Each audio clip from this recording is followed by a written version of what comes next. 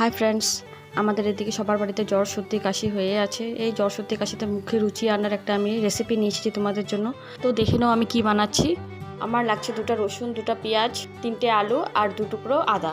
আমি এই সম্পূর্ণগুলোকে কুচি কুচি করে কেটে ধুয়ে রেখেছি। কড়াইটা গরম হওয়ার সাথে সাথেই আমি এখানে দিয়ে দেবো আধা কাপের মতন সর্ষের তেল। আর এই সর্ষের তেলটা গরম হওয়ার সাথে সাথেই আমি এখানে পরিমাণ মতন কালো জিরে আর আগের থেকে কুটে রাখা গোলমরিচের গুঁড়ো দিয়ে দেবো। তার সাথে আমি দিয়ে দিচ্ছি আলু, পেঁয়াজ, রসুন, আদা একসাথে দিয়ে পরিমাণ মতন লবণ আর হলুদ দিয়ে ভেজে নেব।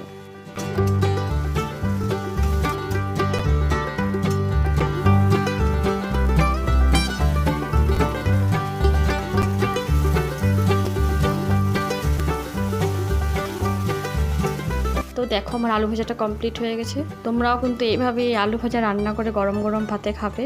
আর জ্বর সর্দিতেও কিন্তু মুখে এটা দারুণ রুচি আনবে। ওকে, বাই বাই।